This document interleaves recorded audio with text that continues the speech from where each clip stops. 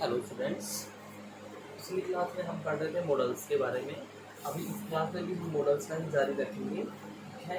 लेकिन मॉडल्स में हमने 10 मॉडल्स कर लिए थे। पिछली क्लास में हमारा टॉपिक चल रहा था मॉडल्स, क्लियर है। मॉडल्स में हमने can, could, may, might, will, shall, would, should, ought to और must। हमने ये 10 मॉडल्स अपने क्लियर कर लिए थे। कितने मॉडल्स अपन ने क्लियर कर लिए थे? अपन ने 10 मॉडल्स ऑलरेडी क्लियर कर लिए थे, ठीक है। अभी हम 11वां, 12वां और 13वां बचे हुए 3 मॉडल्स को हम पढ़ेंगे, ठीक है। तो 10 हो गए थे, तो अभी हम यहाँ पे मॉडल स्टार्ट करते हैं 11वां। 11वां क्या है? Used to, use of used to. तो अब यहाँ पे हम इस मॉडल का यूज करने वाले हैं, ठीक है। कौन सा मॉडल यूज करने वाले हैं? Used to.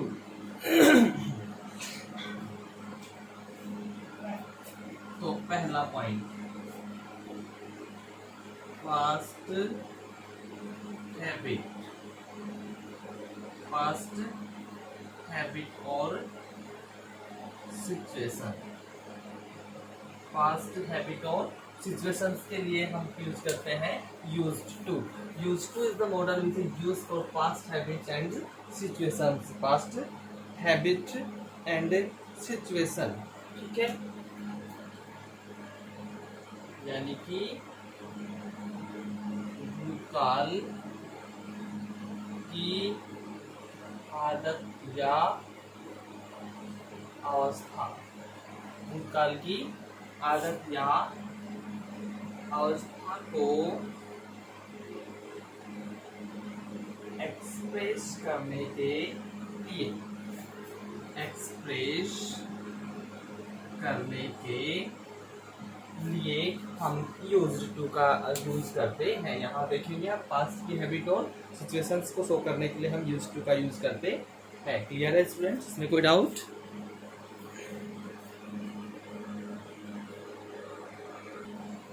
ठीक है, तो इसमें डाउट करने की कोई दिक्कत ही नहीं है, ठीक है। अब यहाँ हम देखते हैं, पहला एग्जांपल ले लेते हैं। He used to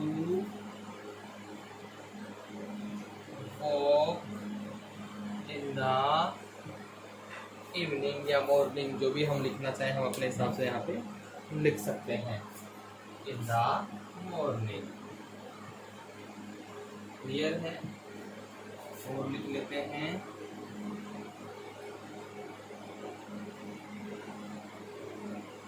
Gandhi ji used to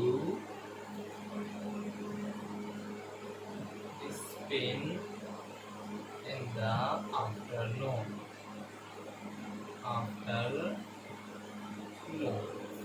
तो यहाँ हम देख रहे हैं इसमें भी यूज टू का यूज हो रहा है, इसमें भी यूज टू का यूज हो रहा है, ठीक है। वो लिख लेते हैं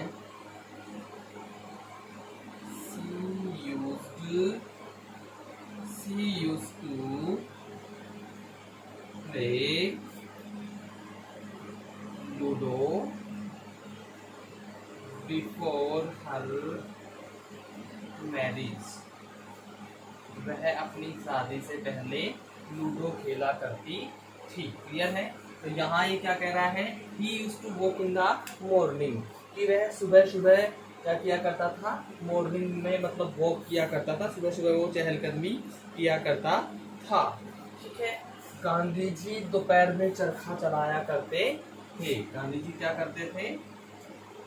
गांधी जी दोपहर में चरखा चलाया करते थे और वह अपनी शादी से पहले क्या किया करती थी? लूडो खेला करती थी। अब यहाँ स्टूडेंट्स आपके दिमाग में एक क्वेश्चन आ रहा होगा क्वेश्चन क्या आ रहा होगा, क्वेश्चन ये आ रहा होगा कि सर आपने ये पास्ट हैबिट वाला वुड में भी बताया था और यहाँ भी आप बता रहे हैं, बिल्कुल करेक्ट है। क्वेश्चन लाजमी है आपके दिमाग में आना। तो मैं आपको बता दूं, यहाँ पे आप नोट करके लिख लीजिए, used to and would, used to and would का यूज एक दूसरे के बदले किया जाता है। अब आप कहेंगे सर एग्जाम में अगर ये आ जाए तो हम कौन सा करें, भाई वहाँ पे आपको ऑप्शन दिया होता है, वुड होगा तो वुड करना है, यूज टू होता है तो यूज टू करना है, दोनों एक साथ होंगे नहीं तो इसलिए आपको वहाँ पे दोनों में से जो है वही करना है पास्ट टेंस को शो करने के लिए। तो यूज टू एंड वुड का यूज एक दूसरे के बदले किया जाता है, यानी यहाँ पे इनके प्रयोग में किसी प्रकार का वो फर्क नहीं होता है, यानी कि एक दूसरे के लिए तो नहीं बोल सकते हम, एक दूसरे के बदले पास्ट हैबिट्स के लिए किया जाता है। ठीक है, पास्ट हैबिट के लिए किया जाता है। क्लियर है? तो यानी कि कहने का मतलब अब अपना ये हो गया है कि ये जो सेंटेंसेस है ना, ये use to walk in the morning, तो यहाँ पे हम यूज टू के बजाय क्या कर सकते हैं, वुड का यूज भी कर सकते हैं। जैसे example, he would walk in the morning. तो यहाँ पे हमने क्या किया है फ्रेंड्स, हमने ये किया है कि ये जो यूज्ड टू था इसको हटा के हमने क्या कर दिया, यहाँ पे वुड का यूज कर दिया। तो हो गया कि भैया वुड एंड यूज्ड टू का यूज एक दूसरे के बदले किया जाता है और पास्ट हैबिट के लिए किया जाता है। तो यहाँ यूज टू किया था, यहाँ मैंने वुड किया, दोनों का मीनिंग सेम है कि वह सुबह सुबह वो किया करता था। वैसे हम इसको भी लिख सकते हैं,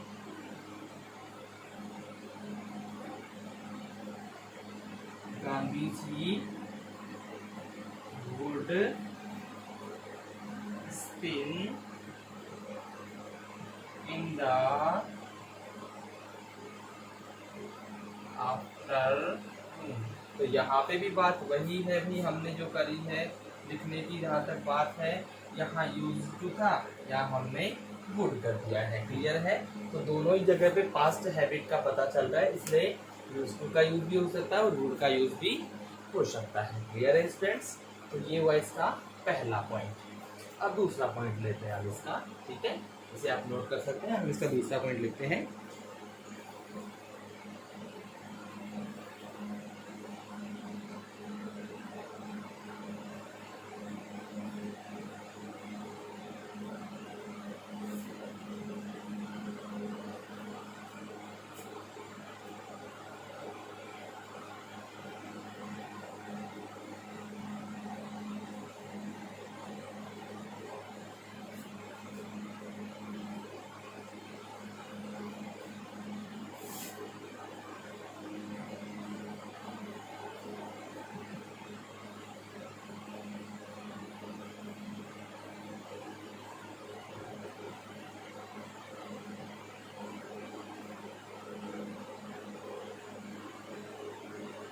पहला पॉइंट हो गया है। दूसरा पॉइंट लेते हैं हम, पॉइंट नंबर 2।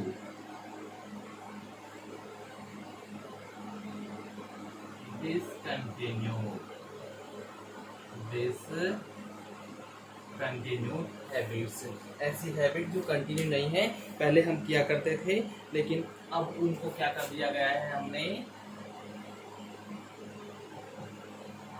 डिसकंटिन्यूड हैबिट को एक्सप्रेस करने के लिए, यानी कि कोई हैबिट पहले थी, लेकिन अब हमने उसको क्या कर दिया, कंटिन्यू नहीं रखा, हमने उसको जारी नहीं रखा, हमने उसको हटा दिया। पहले हमारे को कोई और हैबिट थी, अब हमें कोई और हैबिट हो गई। ये हम यहाँ पे बात कर रहे हैं। क्लियर है स्टूडेंट्स? चलिए ठीक है, तो अब हम इसको देखते हैं, एग्जाम्पल लेते हैं। और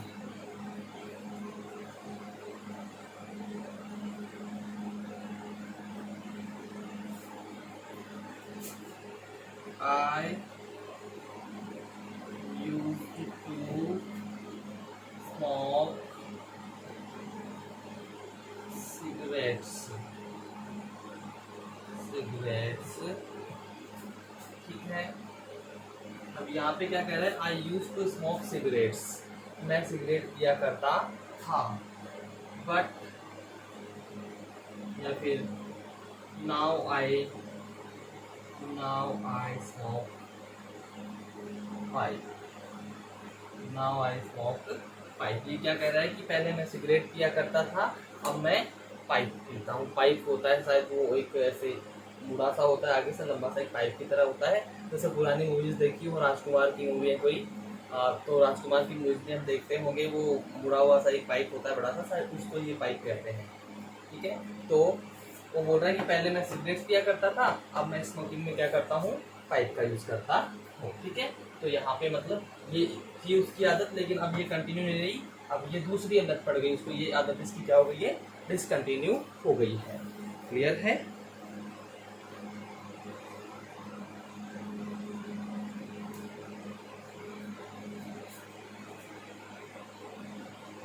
यहाँ he used to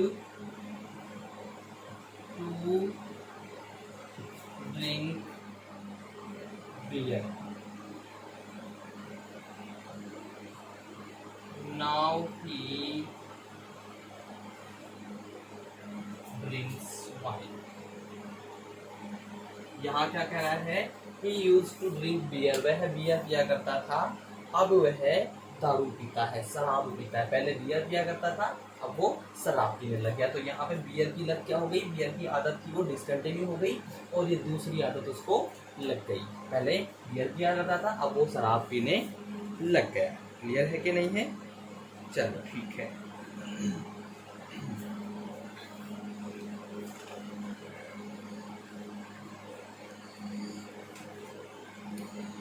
इसके बाद में हम पढ़ते हैं नीड टू का यूज। ये हो गया आपका यूज्ड टू। यूज टू का यूज हमारा खत्म हुआ, अब हम पढ़ते हैं यूज ऑफ नीड।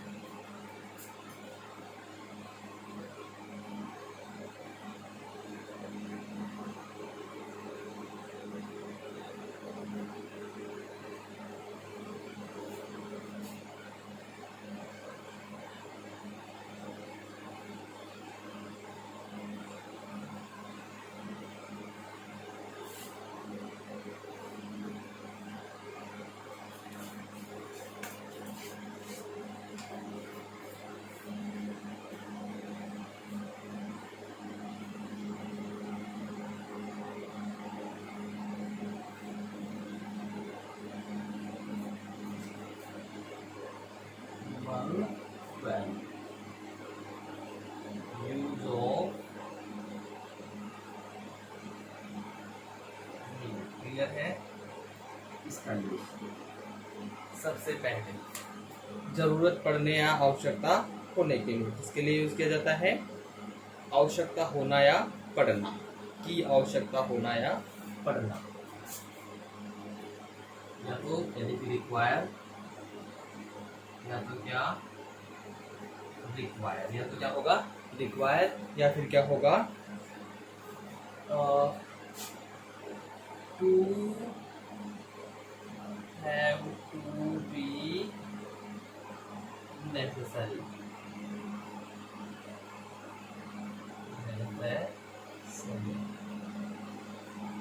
यानी कि आवश्यकता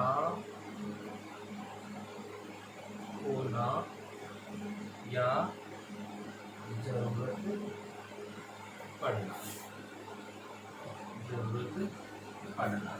तो इन दोनों चीजों के लिए हम किसका यूज करते हैं, नीड का यूज करते हैं।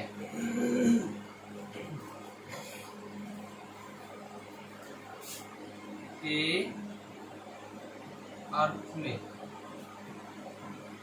के अर्थ में मैन वर्ब के रूप में सिंगुलर तथा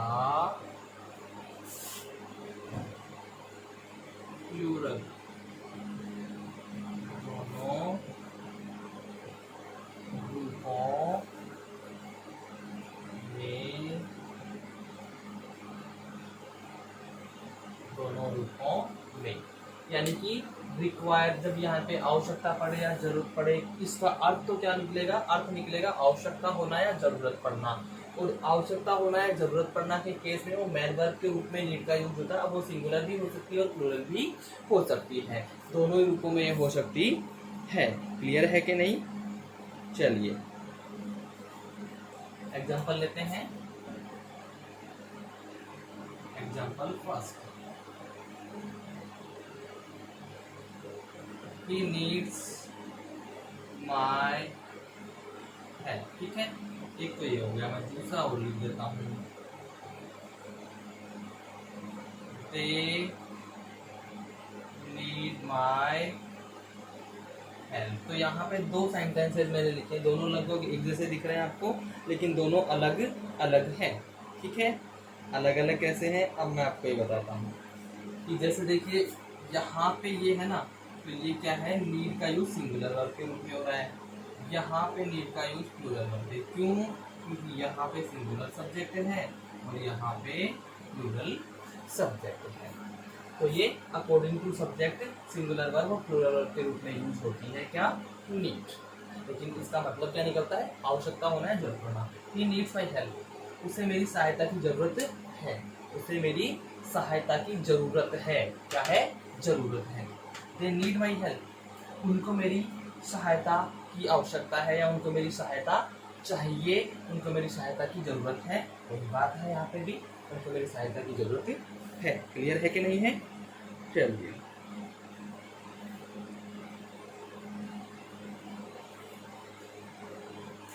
और देख लीजिए, जैसे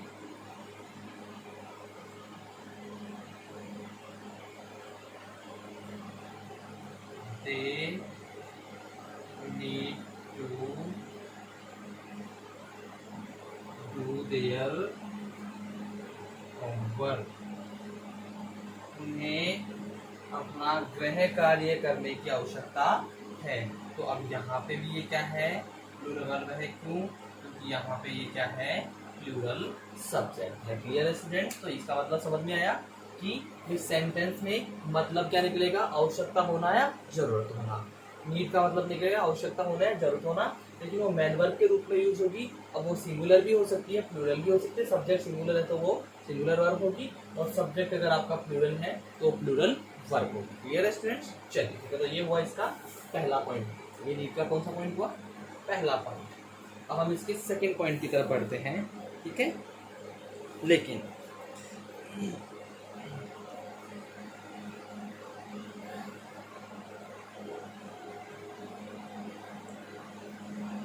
अब हम सोचे कि भैया इसको हम कंटिन्यूस फॉर्म में ले लें, तो भैया नीड का जो है प्रयोग कंटिन्यूस फॉर्म में नहीं होता है। क्या कह रहा हूं मैं एक बार फिर से, कंटिन्यूस टेंस में नीड का यूज नहीं होता है।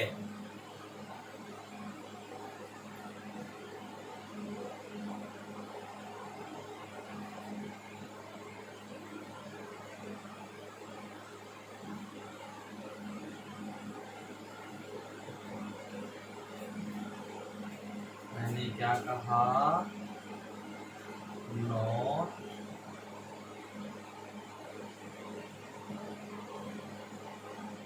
कंटिन्यूअस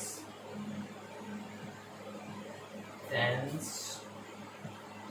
में इसका यानी नीड का यूज नहीं किया जाता है। आप सोचेंगे भैया नीड नहीं, रीडिंग कर देंगे, I am playing, I am wanting, needing, कुछ भी ऐसा कुछ नहीं कर सकते इसमें। कंटिन्यूस में इसका यूज होता ही नहीं है। क्लियर है कि नहीं है? जैसे मैं लिखूं इज नीडिंग सम बुक्स, मैं लिख दूं जैसे एग्जाम्पल फर्स्ट, मैं लिखूं he is needing some books, जैसे मैंने ये लिख दिया, तो ये सेंटेंस क्या है?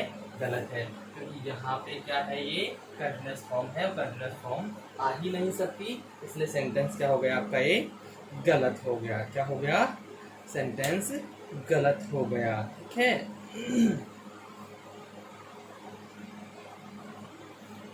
ठीक है, और चीज, नीड का मैन वर्ब के रूप में, वर्ब के रूप में नेगेटिव एंड इंटेरोगेटिव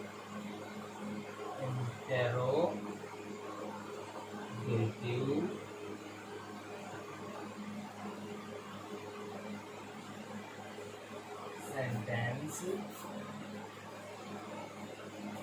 भी बनाया जाता है। यानी कि बात करो मैं नीड की, तो नीड से हम कंटिन्यूअस को छोड़ दें, कंटिन्यूअस टेंस में तो ये जाता ही नहीं है ना, नीड से हम नेगेटिव सेंटेंस भी बना सकते हैं और इंटरोगेटिव सेंटेंस भी बना सकते हैं। क्लियर है स्टूडेंट? जैसे देखिए निगेटिव बनाए हम, निगेटिव एग्जाम्पल देख लें पहले। जैसे पहला सेंटेंस था ही नीड्स माई हेल्प या दे नीड माई हेल्प, तो मैं यहाँ पे लिखूँ दे, क्या लिखूँ मैं यहाँ पे?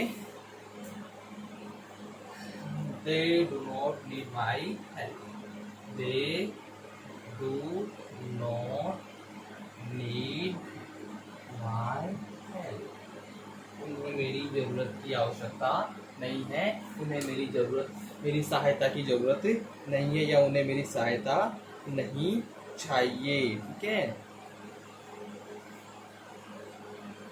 और लिखूं जैसे he doesn't need to,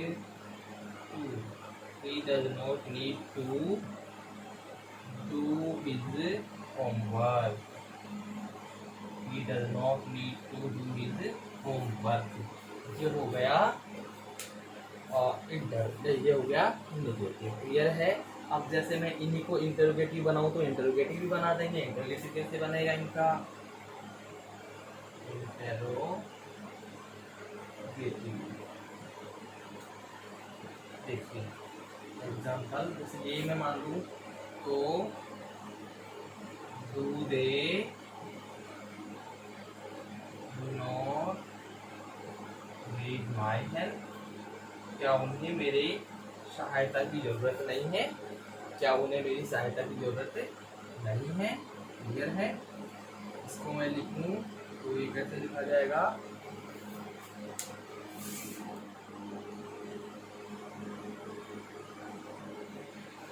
ये कैसे लिखा जाएगा? ये लिखा जाएगा does he not need to do his homework, क्या उसे उसका होमवर्क करने की आवश्यकता नहीं है। तो इस प्रकार से हम मतलब नीड का यूज हम करते हैं। ठीक है। तो कंटिन्यूअस टेंस में तो यूज नहीं करते, लेकिन ओल्ड टेंस में अगर है तो हम इसका इंडिकेटिव भी बना सकते हैं, इंटरोगेटिव भी बना सकते हैं। लेकिन ध्यान रहे इसको हम कंटिन्यूअस में यूज नहीं कर सकते हैं। क्लियर है कि नहीं है स्टूडेंट्स? चलिए ठीक है।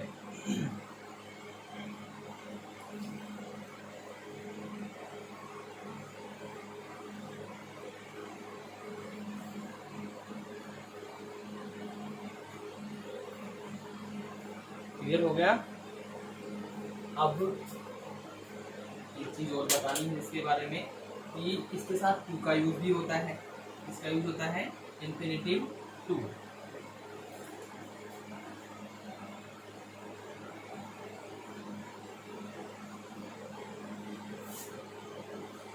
जब नीड का यूज वर्ब की फर्स्ट फॉर्म के रूप में हो, राहुल जी, वर्ब की फर्स्ट फॉर्म के रूप में हो और साथ ही साथ यानी मैन वर्ब के रूप में हो, क्या हो, मैन वर्ब के रूप में हो।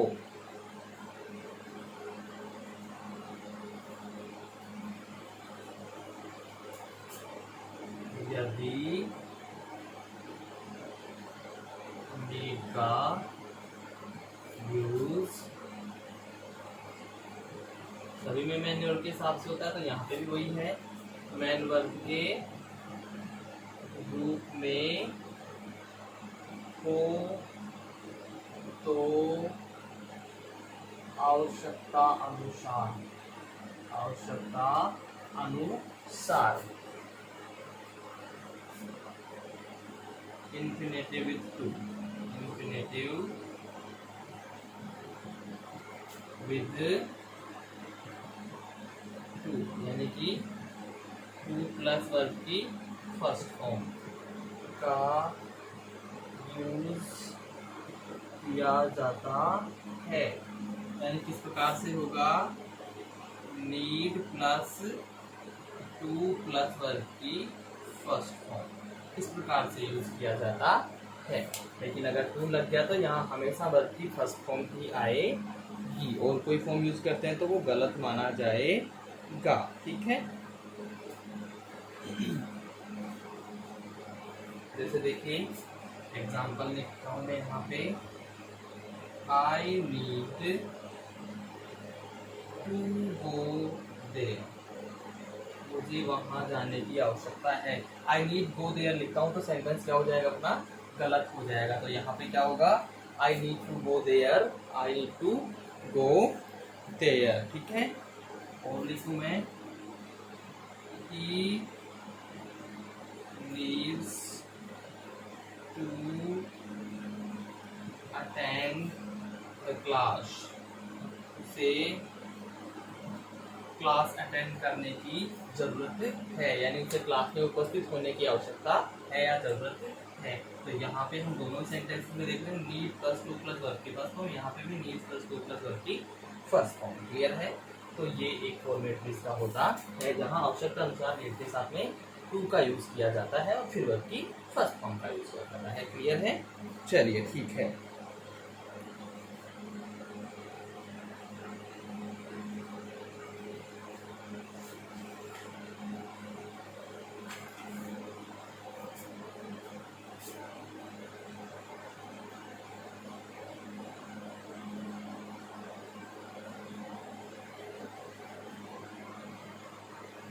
अब अगर नीड के साथ नोट लग जाता है, नीड के साथ नोट लग जाता है तो नीड हमेशा प्लूरल फॉर्म में यूज किया जाता है।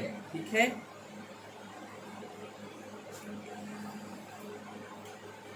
यहाँ मैं बात करता हूँ पॉइंट नंबर, इसके पॉइंट नंबर 2 की,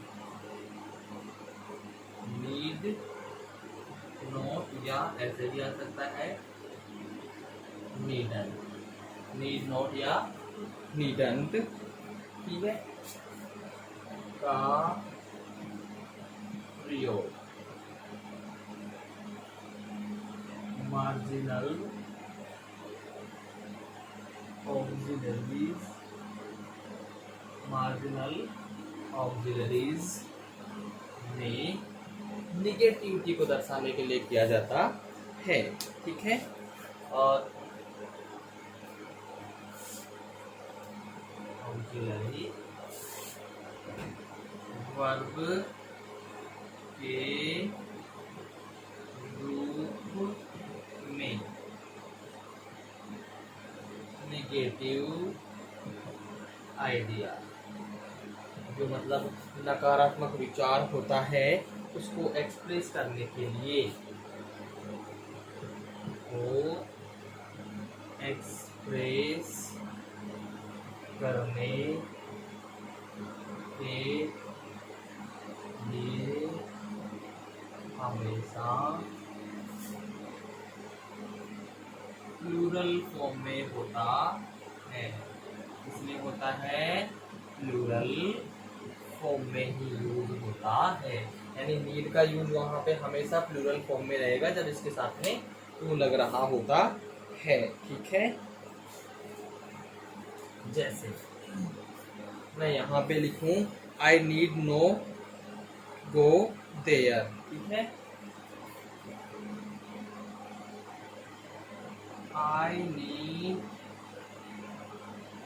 नॉट गो देयर। क्लियर है। यहाँ मैं लिखूं he need not come here. Clear है कि नहीं है। अब यहाँ दोनों ही सिचुएशंस में मैं देख रहा हूँ, यहाँ ये प्लूरल फॉर्म है, यहाँ भी ये प्लूरल फॉर्म है, जबकि ये क्या है, प्लूरल सब्जेक्ट है और ये सिंगुलर सब्जेक्ट है। सिंगुलर सब्जेक्ट है तो सिंगुलर फॉर्म आनी चाहिए ना, लेकिन जब यहाँ नोट लग रहा है ना तो बड़ा ध्यान रखेंगे अपन हमेशा स्टूडेंट्स कि ये नीड हमेशा प्लूरल फॉर्म में ही आएगा। यहाँ हमने इसकी सिंगुलर फॉर्म करनी ही नहीं है। ठीक है, अगर मैं यहाँ पे मैं क्या करता हूँ, जैसे ही नीड नॉट कम, तो मैं इसको अगर ऐसे कर देता हूँ he needs not come here. अब हम देखें सर ही है तो यहाँ पे नीड्स लगा देंगे, तो ये सेंटेंस क्या हो गया है, ये आपका सेंटेंस गलत हो जाता है। इसलिए यहाँ पे नीड्स नीड्स नहीं लगेगा, बस नीड ही रहेगा। नोट आने पे सिंपल प्लूरल फॉर्म में ये रहेगा। क्लियर है। तो ये हो गया इसका दूसरा पॉइंट। कौन सा पॉइंट हुआ ये, दूसरा पॉइंट। ठीक है,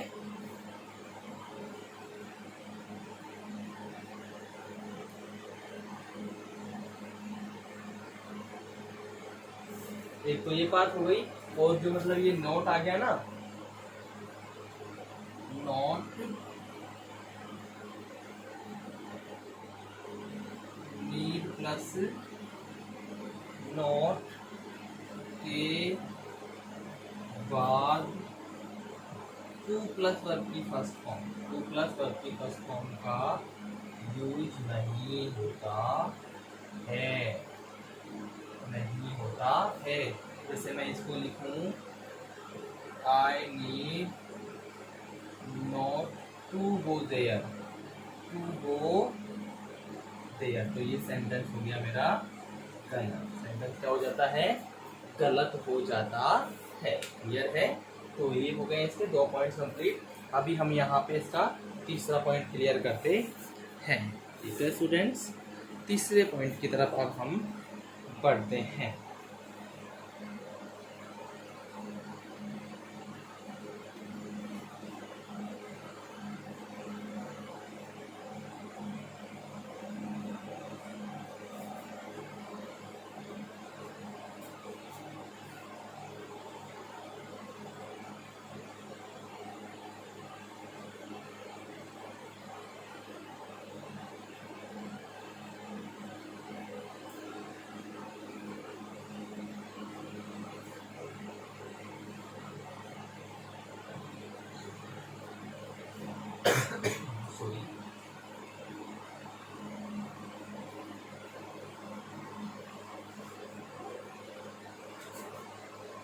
पॉइंट नंबर 3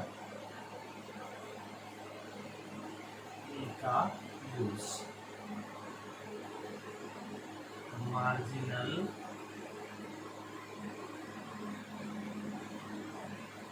ऑक्सिलरी या मॉडल ऑक्सिलरी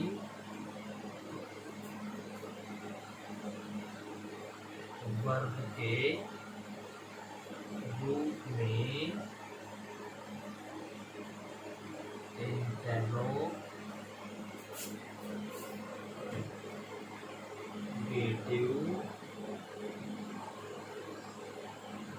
सेंटेंसेस में प्लूरल फॉर्म में प्रयोग किया जाता है,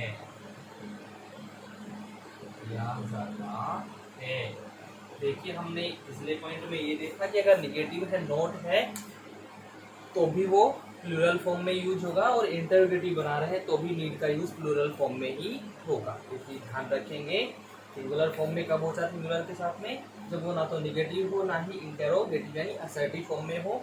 लेकिन निगेटिव फॉर्म में ले रहे हैं, इंटरोगेटिव सेंटेंस में ले रहे हैं या निगेटिव सेंटेंस में ले रहे हैं, दोनों ही सेंटेंस में फिर नीड का यूज प्लूरल फॉर्म में होता है। क्लियर है students?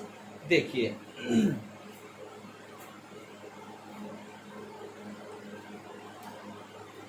Example first, need she go there, क्या उसे वहां जाने की जरूरत है? क्या उसे वहां जाने की जरूरत है? नीड ही मीट हिज बॉस, क्या उसे अपने बॉस से मिलने की आवश्यकता है? अब यहाँ हम दोनों ही कंडीशन में देख रहे हैं सिंगुलर सिंगुलर, लेकिन फिर भी ये दोनों क्या हैं? Plural form. सिंगुलर फॉर्म कब होती? जब इनके साथ में क्या लग जाता? इनके साथ में एस लग जाता, तो ये सिंगुलर फॉर्म हो जाती।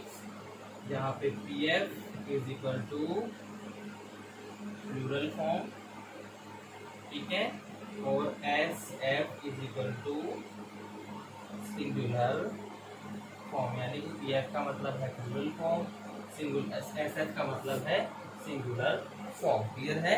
तो यहाँ हम देख रहे हैं कि इंटरोगेटिव सेंटेंस है, इसलिए इस वजह से दोनों सिंगुलर सब्जेक्ट होने के बावजूद भी यहाँ पे प्लूरल फॉर्म यूज हो रहा है। ये सब्जेक्ट क्या है? सिंगुलर है, ये सब्जेक्ट क्या है? सिंगुलर है, लेकिन फिर भी यहाँ प्लूरल फॉर्म का यूज हो रहा है। क्यों हो रहा है? क्योंकि ये इंटरोगेटिव सेंटेंस में नीड का यूज हम कर रहे हैं। क्लियर है? चलो ठीक है, तो ये था पॉइंट नंबर थर्ड। कौन सा था ये? Point number third.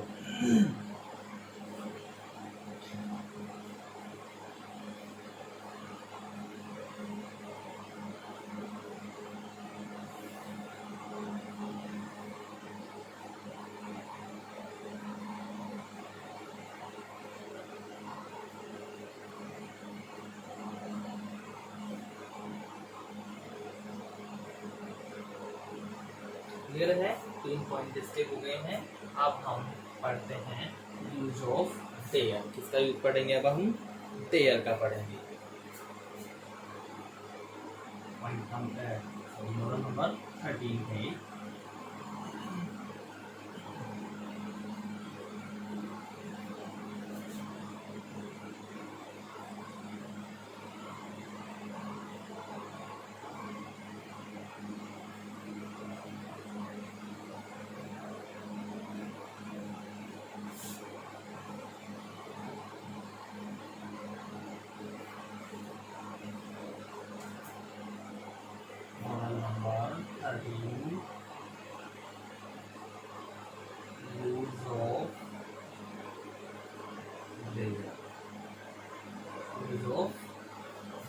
देयर का यूज अब हम पढ़ने वाले हैं। क्लियर है?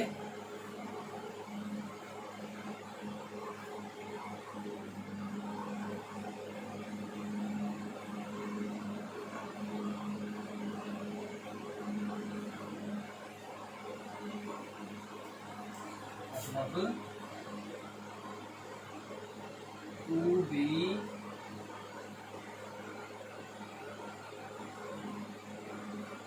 courageous or to have impudence, to have impudence। Clear है? तो इसके लिए हम क्या करते हैं, यानी कि साहस करना या हिम्मत होना, साहस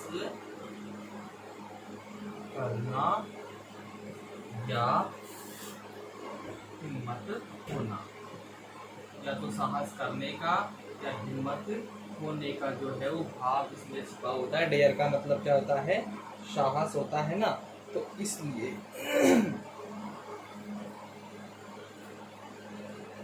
के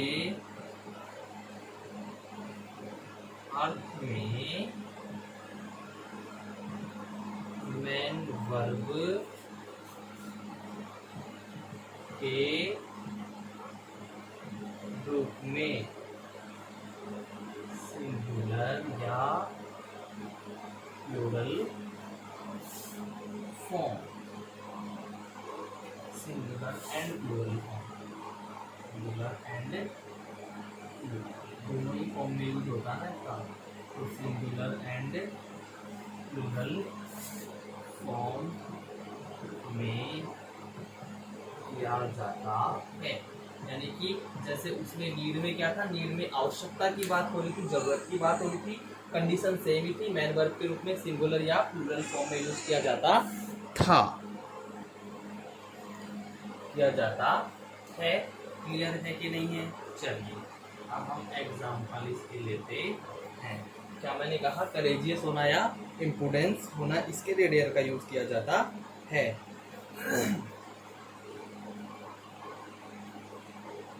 He dares to go there। Clear, एक ही हो गया।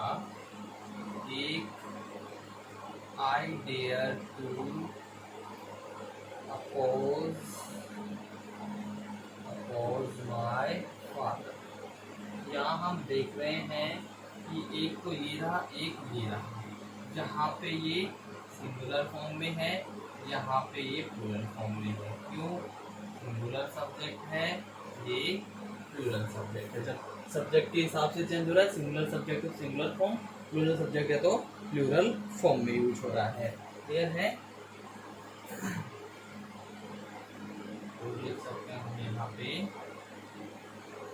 they dare to come here। उन्होंने यहाँ आने का साहस किया, या वे यहाँ आने का साहस करते हैं। तो यहाँ पे भी क्या है भाई, प्लूरल फॉर्म है, क्योंकि प्लूरल सब्जेक्ट है। क्योंकि क्या है, ये प्लूरल सब्जेक्ट है, इसलिए कौन सा हुआ है, प्लूरल फॉर्म में इसका यूज हुआ है। क्लियर है स्टूडेंट्स? चलिए ठीक है। अब इसके बारे में कुछ मुख्य 3 बातें, इसी पॉइंट के बारे में मुख्य 3 बातें हैं जो मैं आपको भी बताने वाला हूँ। यहाँ पे तो हमने देख लिया भी साहस करना, इसका मतलब हो रहा है मैन वर्ब के रूप में यूज हो रहा है, सिंगुलर है तो सिंगुलर, प्लूरल है तो प्लूरल फॉर्म। ठीक है, ये हमने कर दिया।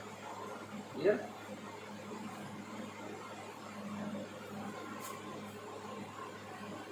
तो पहले पॉइंट भी है, नोट करके हमको लिख देने हैं। ठीक है,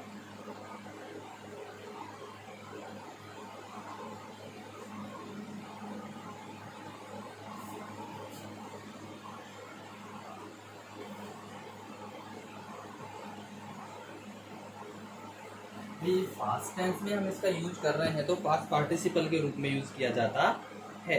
ठीक है, पास्ट टेंस तथा पास्ट पार्टिसिपल के रूप में यूज किया जाता है। नॉट पॉइंट नंबर फर्स्ट,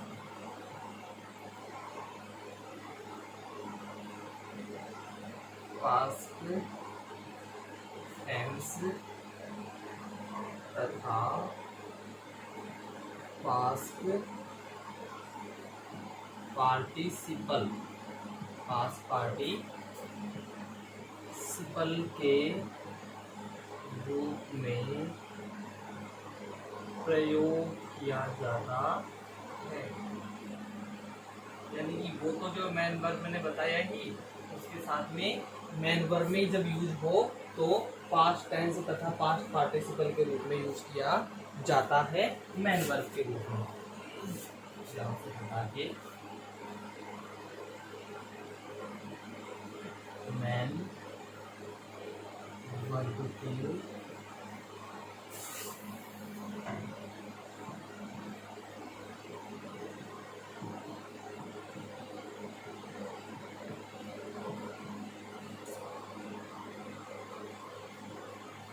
ये चीज कहाँ मैं क्या बोल रहा हूँ, पास्ट टेंस तथा पास्ट पार्टिसिपल के रूप में मैन वर्ब के रूप में इसका यूज किया जाता है। ठीक है, जैसे देखिए, he dared to call me a fool. उसने मुझे मूर्ख बोलने का साहस किया, उसने मुझे मूर्ख बुलाने का साहस किया। वो देख लीजिए, she dared to oppose her husband. उसने अपने हस्बैंड का विरोध करने का साहस किया। तो हम यहाँ दोनों ही सेंटेंस में देख रहे हैं डेयर्ड डेयर्ड यानी ईडी ईडी डी जब लग रहा है तो ये किसको दर्शाता है, पास्ट फॉर्म को दर्शाता है। किसको दर्शाता है, पास्ट फॉर्म को दर्शाता है।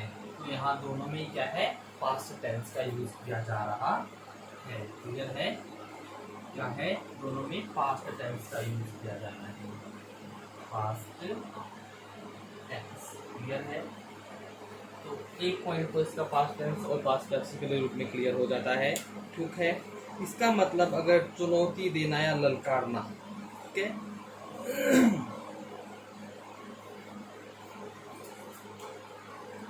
जी देखिएगा,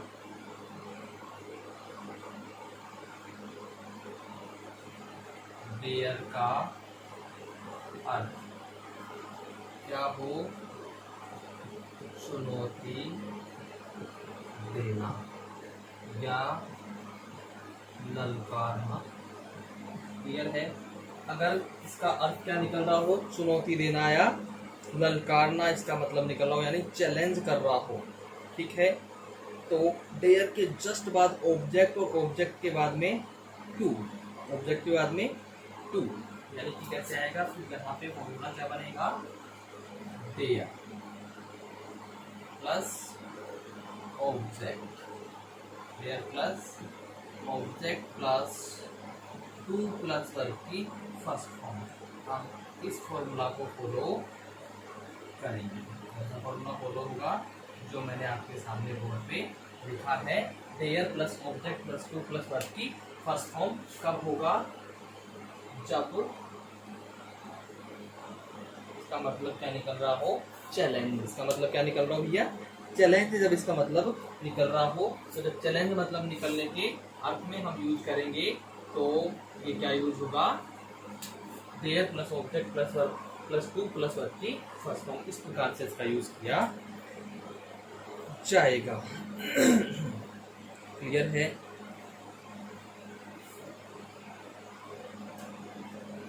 जैसे देखिए example, he dared me to get success. उसने मुझे सफलता प्राप्त करने के लिए साहस दिया। He dared me to get success. उसने मुझे सफलता प्राप्त करने के लिए साहस दिया, यानी उसने मुझे को चैलेंज किया, सफलता प्राप्त करने के लिए ललकारा, चुनौती दी। तो यहाँ इसका मतलब क्या है, ललकारना, challenge. He challenge me to get success, उसने मुझे सफलता प्राप्त करने के लिए ललकारा। तो यहाँ पे डेयर्ड आ गया, ऑब्जेक्ट आ गया, टू आ गया, वर्ब की फर्स्ट फॉर्म। इस प्रकार से इसका यूज किया जाता है। ठीक है,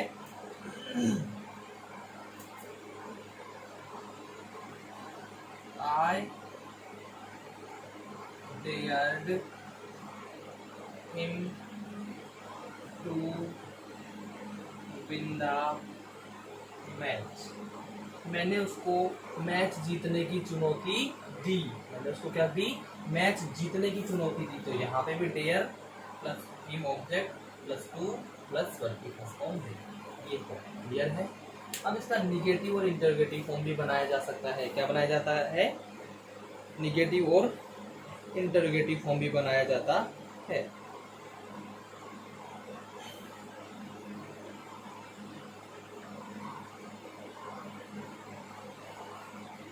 देखिए तीसरा पॉइंट इसका negative and interrogative sentence.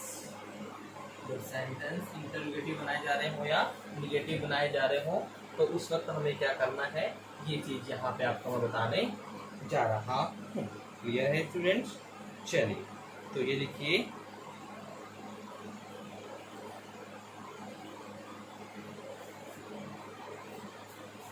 Example first लेते हैं अपन।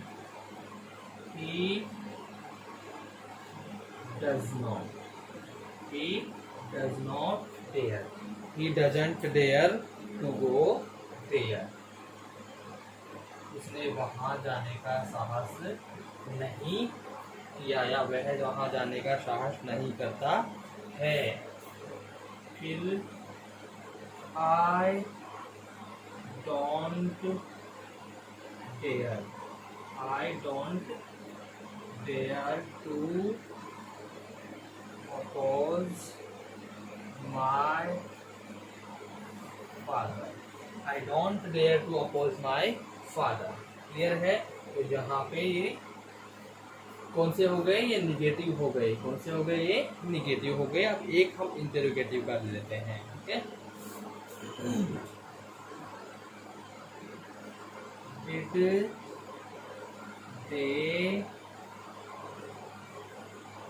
Dare to talk to me. ये सिंपल सा फॉर्म है, इसमें और कोई बड़ी बात आपके लिए नहीं है। ये इसका पहला पॉइंट समाप्त हो गया है। क्लियर है?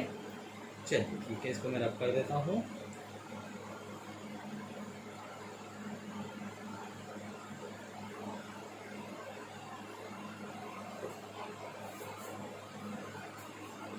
इसका पहला पॉइंट समाप्त हो गया। अब हम इसका दूसरा पॉइंट पढ़ेंगे।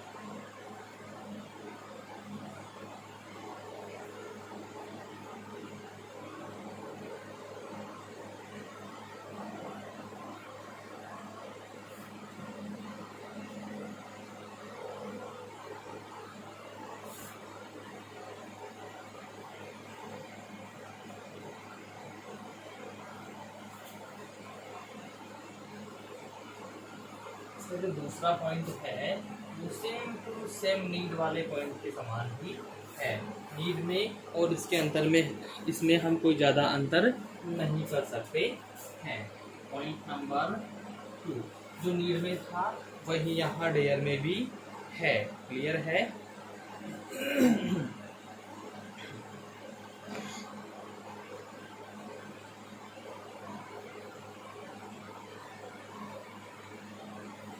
देखिए, डेयर नॉट या फिर डेयर। ठीक है,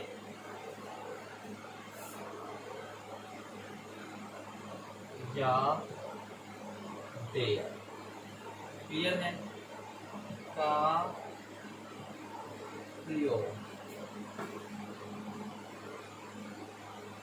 मार्जिनल ऑक्सिलरी, मार्जिनल ऑक्सिलरी या model auxiliary, model auxiliary verb के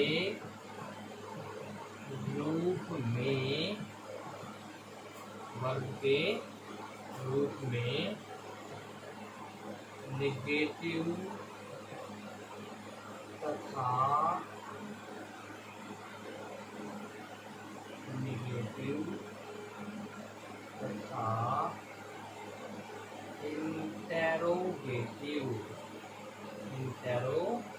इंटेरोगेटिव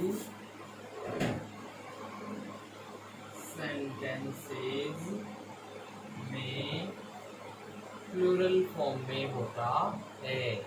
वही बात थी कि भैया जैसे नीड का भी मार्जिनल ऑक्सिलरी हो चाहे मॉडल ऑक्सिलरी हो, तो निगेटिव और इंटरोगेटिव सेंटेंस में प्लूरल फॉर्म में उसका यूज होता। हाँ, वैसे ही इसमें भी इसका प्रयोग प्लूरल फॉर्म में होता है। सिंगुलर फॉर्म में हम इसका यूज नहीं कर सकते हैं। क्लियर है? चलिए,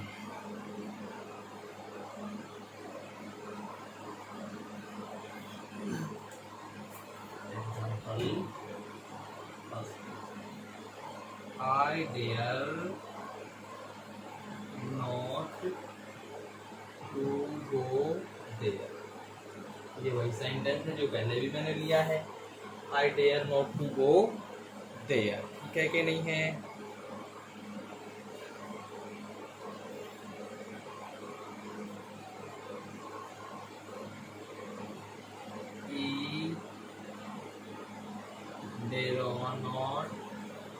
He dare not oppose his father. Clear है? दोनों ही चीजों में हम यहाँ देख रहे हैं ये और ये प्लूरल फॉर्म, प्लूरल फॉर्म। चलिए यहाँ पे तो ये प्लूरल सब्जेक्ट है, लेकिन यहाँ पे तो सिंगुलर सब्जेक्ट है ना। लेकिन जब निगेटिव आ रहा है, नोट आ रहा है, तो वहाँ पे हम क्या है, देयर का यूज प्लूरल फॉर्म में ही करेंगे।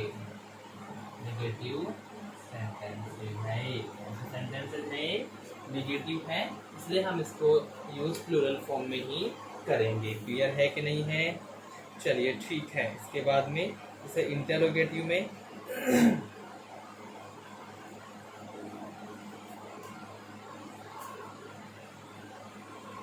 एग्जाम्पल नंबर 3 लें।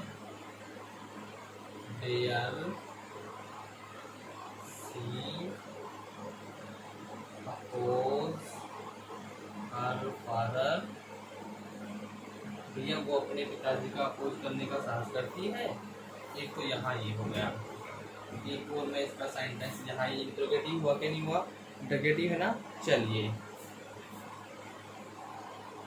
How dare you touch her, तुमने उसे टच करने की हिम्मत कैसे की?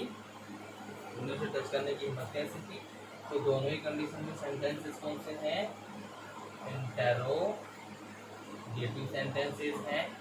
और यहाँ हम देख रहे हैं ये भी प्लूरल फॉर्म और ये भी प्लूरल फॉर्म, जबकि यहाँ सिंगुलर सब्जेक्ट है और यहाँ एक प्लूरल सब्जेक्ट है, लेकिन फॉर्म दोनों जगह प्लूरल ही आ रही। क्यों? क्योंकि सेंटेंसेस कौन से हैं?